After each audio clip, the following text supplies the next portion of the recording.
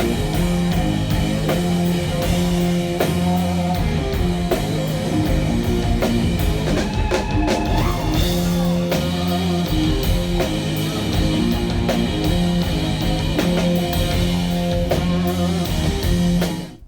this is Michael with Jam Magazine here with one of the hottest bands on the road right now, Dirty Honey. And I have the pleasure of speaking with Mark. Mark, lead singer. And John. Lead guitarist. Lead guitarist. All right, man. So you guys, like I was telling you earlier, I think this is a great band. This is the kind of music we need right now. Give me a little background of your band and how it got started. I met John playing in Santa Monica, California, just doing gigs around there, and he sat in at one of those gigs, and we hit it off and kind of had a mutual respect for one another, and we just decided to start an original project. Yeah, I remember the next day on Facebook, he wrote on my wall, I was like, dude, you fucking rock.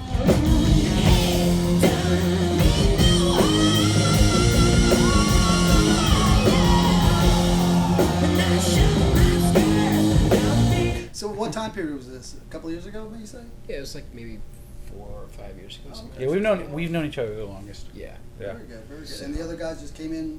One by one. I brought Justin in, and then he brought Corey in. And it was a tough struggle, like, to figure out the right group of guys. Like, we've definitely... Yeah. Did you go through a few guys before you... Yeah, absolutely, yeah. And some people left because when it started to get a little more serious, it wasn't what they wanted to do, you know. Some people just, it didn't work out. And some people got bigger gigs that paid them.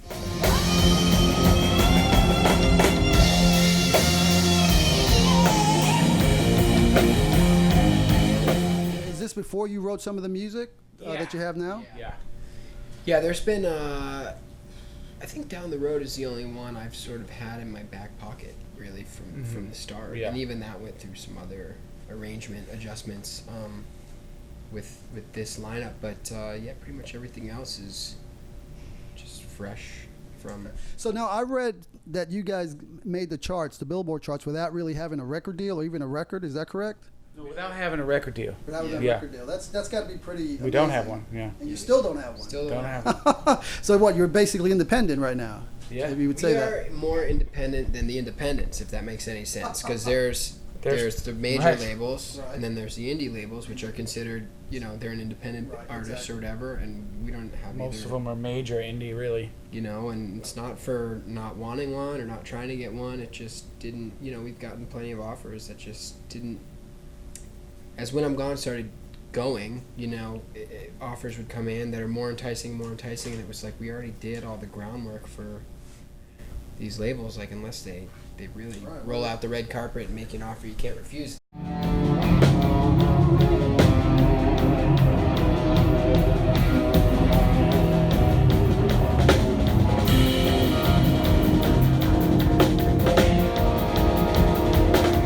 Again, like, there's been some pretty nice ones that came through financially, but it's just, I'd rather take the risk, and bet on ourselves than, Well, these days you can. A lot of bands can do it on their own. They're with the right marketing, the right people behind the social media. There's the website, just do it yourself and keep that coin. And I think it's a great learning experience to do it all yourself and understand. It helps you understand what the hell's going on, instead of just having somebody that you may or may not trust just tell you this is how it is. And there's a million rock and roll and pop stories of artists that just had blind faith and got fucked.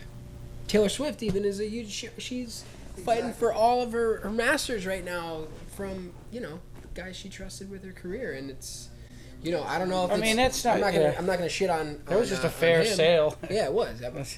But even she is a victim of something, and not Paul McCartney. I think the lesson is that in our position right now, no one can buy our masters right now. We own them.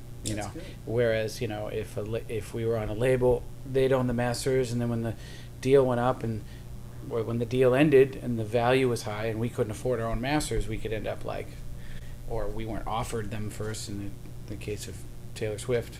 You know, and Well, someone it else had to comes be in a and good buys them feeling up. to make the charts, knowing that you guys, where you're at. Just even being on the radio was cool, and to like go number Yeah. one was awesome, and it's really speaks volumes about not only the work that we're doing, but that the rest of the team is doing. From management to booking to radio promotion, like everybody's just killing it so hard, and I think radio's responsive because they want some rock and roll again. Exactly. I mean, our manager is our label, basically. Really? You're not financially, but just his experience. There's a lot of trust there.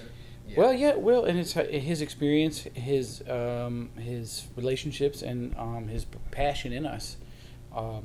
It would be a whole different ballgame if there was a label there. He would have so much less power, and right now it's just a really good sort of family union because of that.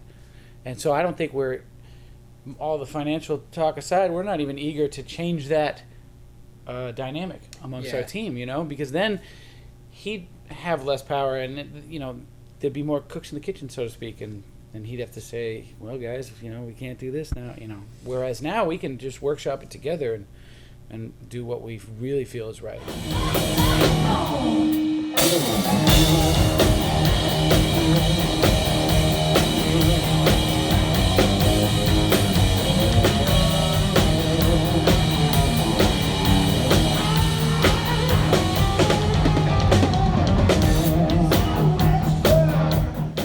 Speaks for itself. I've been hearing the downloads, and there's obviously, I'm not going to say it. There's a good Zeppelin influence in there, so that's got to be something that you guys maybe played off, maybe your vocal style. It's funny you say that because like the comparisons range anywhere from like Led Zeppelin to the Black Crowes and everything in between. Yeah, exactly. Someone told me that too. Black Crowes influence.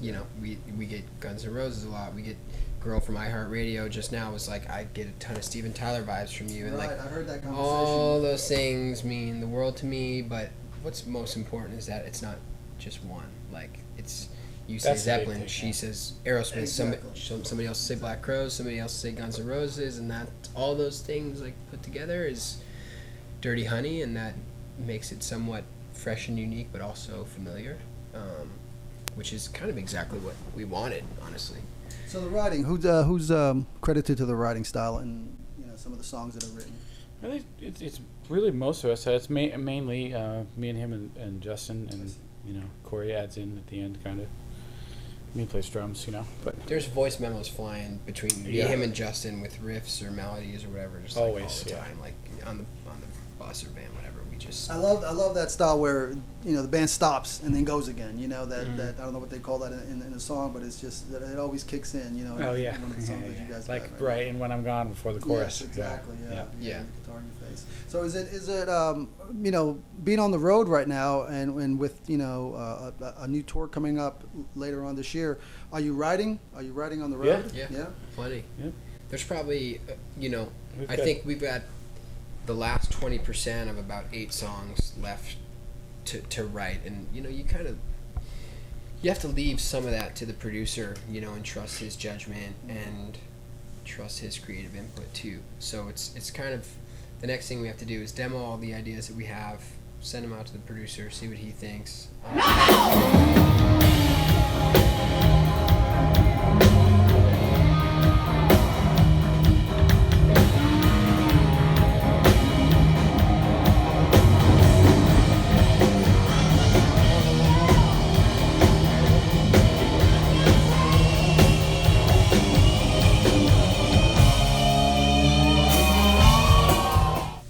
With ideas is never a problem. Like one of the ideas we've been working on kind of spawned from a riff that he came up with at Soundcheck a couple months ago, and then I was walking around New York City and heard just some random like melody in my head, and he had I don't even know where we were, but he had the idea. He was like, why don't we put these 2 ideas together? I think that sounds really cool. And you would turn his melody into like a riff, and we all played it at Soundcheck together, and it sounded fucking awesome. And you just have to be. I think you have to be. We have to be open all the time.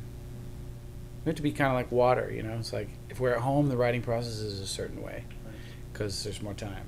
And exactly. For me, I get to go into my studio and like get the bass out, get the guitar out, get the drums out, make it down. Here, okay, well, he's got to do. If he gets an idea while he's walking around Macy's, he's got to do that in New York, But as long as you're open to just grabbing it wherever it is, The phone makes that easier nowadays. Yeah, Like, that's I think you can just Yeah. hum something into your phone and it's there forever. But holding on and recognizing the nuggets that are really good is still like kind of an art. And he's pretty good at. You are Scars too, though. Scars was that way for us. I just kind of mumbled something to him and he was like, "That's cool."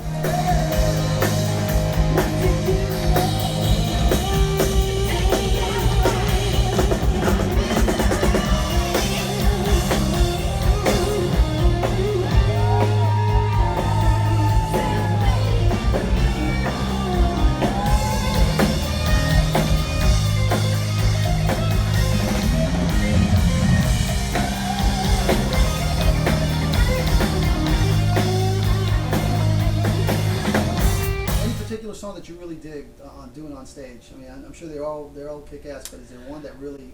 I love Rolling Sevens just because everybody loves it, but I love Scars because we change up the arrangement a little bit live, and it's my favorite song off the EP. Just because I don't know, I just love it, and that's mine. Yeah, it's probably Rolling Sevens for me. Yeah, I agree. Scars is really cool as well because of the way we changed it from the record to open the show. Yeah, it was good lyrics. I was reading some about The it. lyrics are, I think some of his best because it's a little bit off from the other subject matter. A little darker. It's cool. Good imagery. What's happening? It's Mark from Dirty Honey. We're here in Dallas, Texas at the Bomb Factory, and you heard it on Jam. Hey, what's up? This is John Notto from Dirty Honey. We're at the Bomb Factory in Dallas, Texas, and you heard it on Jam.